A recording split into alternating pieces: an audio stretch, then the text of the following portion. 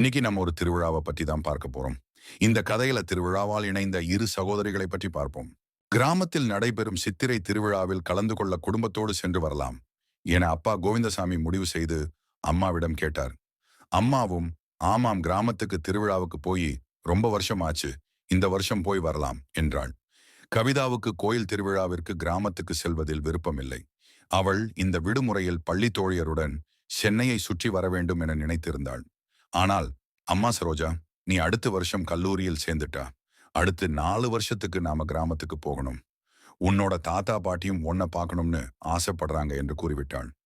ஊருக்குள் நுழைந்த உடனேயே அந்த கிராமத்தின் செழிப்பு தெரிந்தது. பச்சை பசேல் என வயல்கள், மாந்தோப்பு, தென்னந்தோப்பு போன்றவை வழிநெடுகிலும் பார்ப்பதற்கு ரம்மியமாக இருந்தது. வீட்டினுள் நுழைந்த உடனேயே பாட்டி கவிதாவை கட்டிக்கொண்டு, ராசாத்தி, பார்த்து எத்தனை வருஷம் ஆச்சு என ஆசையாக பேசினாள். தாத்தாவும், கவிதா, கண்ணு எப்படிம்மா இருக்க? இந்த தாத்தா பாட்டியை மறந்துட்டியா என கேட்டார். கவிதாவுக்கு இந்த கிராமத்து சூழ்நிலை பிடிக்கவில்லை. மொபைல் போனும் நெட்வொர்க் கிடைக்காமல் யாருடனும் ஷாட் செய்ய முடியவில்லை. பொழுதுபோக்கு அம்சங்கள் எதுவும் இல்லை. சென்னையில் சகல வசதிகளையும் அனுபவித்துவிட்டு கிராமத்தில் எதுவும் கிடைக்கவில்லை என்பதை அவள் பெரிய குறையாக நினைத்தாள். கிராமத்தின் எல்லையில் மாரியம்மன் கோவில் இருந்தது. நிறைய தற்காலிக திருவிழா கடைகள் போட்டிருந்தார்கள். இல்மைக் செட் அமைத்து சினிமா பாட்டுகளை அலறவிட்டார்கள். கரகாட்டம், இரவில் கூத்து நாடகங்கள், மெல்லிசை கச்சேரி போன்றவை தினமும் நடைபெற்றது. சித்தப்பா பெண் ஈசுவரியை ஊரை சுற்றி காட்ட சொல்லி கவிதாவுடன் அனுப்பி வைத்தார்கள்.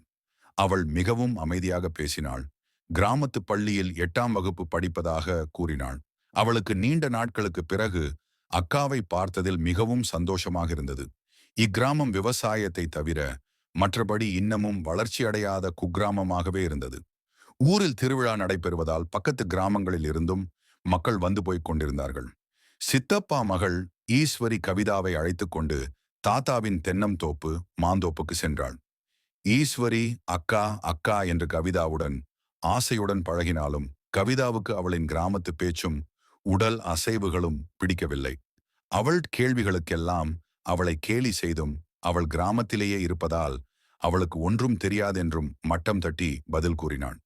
ஈஸ்வரி அருகில் உள்ள அரசாங்க பள்ளியில் தமிழ் வழி கல்வி படிப்பதாலும், பெற்றோர் படிக்காதவர்கள் விவசாயத்தில் ஈடுபட்டு வந்ததாலும், நகரத்தில் படிக்கும் பிள்ளைகளைப் போல தன்னை அனைத்து விஷயங்களிலும் வளர்த்து கொள்ள முடியவில்லை. ஈஸ்வரிக்கு கவிதா தன்னை கேலி செய்கிறாள் என்று புரிந்தபோதும், அக்காதானே கேலி செய்கிறாள், பரவாயில்லை என்று ஏற்றுக்கொண்டாள். கவிதா ஈஸ்வரியை கேலி செய்வதையும் அவளிடம் பேசும்போது எப்போதும் சிடு சிடுவென்று இருப்பதையும் கவனித்த அவளது பெற்றோர்கள் கவிதாவிடம் இவ்வாறு நடந்து கொள்ளக்கூடாது என்றும், அவள் உன் சகோதரி என்றும் கடிந்து கொண்டார்கள். கவிதா, எனக்கு இங்கு இருக்கவே பிடிக்கவில்லை. மிகவும் போராக இருக்கிறது. போன் கூட சரியாக இயங்கவில்லை. நாம் உடனே ஊருக்கு போகலாம் என்றாள். அப்பாவும் அம்மாவும் இன்னும் 2 நாளில் திருவிழா முடிந்துவிடும், பிறகு நாம் ஊருக்கு புறப்பட்டு விடலாம் என சமாதானம் செய்தனர்.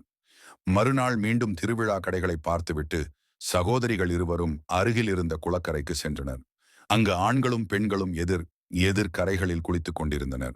தண்ணீரை பார்த்தவுடன் கவிதா ஈஸ்வரியிடம் தான் குளத்தில் இறங்கி குளிக்கப் போவதாக கூறினாள். ஈஸ்வரி அவசரமாக, வேண்டாக்கா, அப்பா அம்மா சத்தம் போடுவாங்க, இந்த குளம் ஆழமானது என்றாள். ஆனாலும் கவிதா குளிக்க குளத்தில் இறங்கிவிட்டாள். ஈஸ்வரி கரையில் அமர்ந்து பார்த்து கொண்டிருந்தாள். அருகில் குளித்துக் கொண்டிருந்த கவிதா சற்று முன்னேறி செல்ல ஆரம்பித்தாள். அதை பார்த்த ஈஸ்வரி பயத்துடன், ரொம்ப உள்ள போகாதீங்க, சேத்துல மாட்டிக்கிடுவீங்க என குரல் கொடுத்தாள். எனக்கு நீச்சல் தெரியும், நீ கவலைப்படாதே என கூறிக்கொண்டே இன்னமும் நகர்ந்து சென்றபோது அவளது வலது கால் சேற்றில் மாட்டிக்கொண்டது. ஆழமான பகுதி ஆகையால் அவள் காலை வெளியே எடுக்க முடியாமல் போனதுடன் நீரில் மூழ்கவும் ஆரம்பித்தாள். தண்ணீரில் மூழ்க ஆரம்பித்தவுடன் பயத்தில் அலறினாள். இதை பார்த்தவுடன் கரையில் அமர்ந்திருந்த ஈஸ்வரி சரேலென தண்ணீருக்குள் பாய்ந்து கவிதாவின் தலைமுடியை பிடித்து இழுத்தபடியே அவளை வேகமாக கரையை நோக்கி இழுத்தாள்.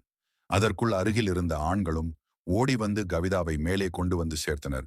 ஈஸ்வரி கவிதாவுக்கு முதலுதவி செய்து அவள் குடித்திருந்த நீரை வெளியேற்றினாள். அதற்குள்ளாக செய்தி கேள்விப்பட்டு கவிதாவின் அப்பா, அம்மா, பாட்டி, தாத்தா என அனைவரும் அழுதபடி ஓடி வந்தனர்.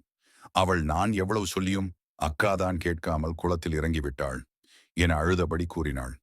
இதனிடையில் கவிதா கண் திறந்து விட்டதாகவும் இனி பயம் ஒன்றுமில்லை என மருத்துவர் கூறி சென்றார். அனைவரும் உடனே கவிதாவை பார்க்க விரைந்தனர்.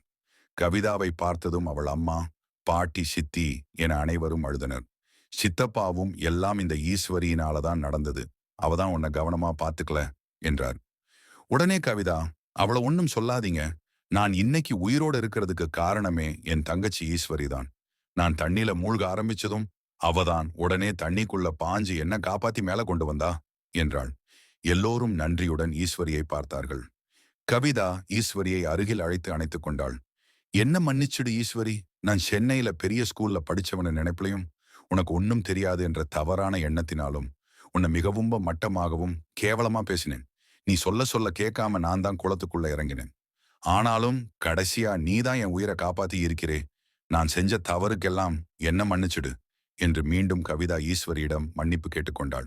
அப்படியெல்லாம் பேசாதீங்க அக்கா. நீங்க உயிர் பிழைத்து வந்ததே போதும் என்று கவிதாவின் கைகளை பிடித்துக்கொண்டு கண் கலங்கியபடி சொன்னாள் ஈஸ்வரி.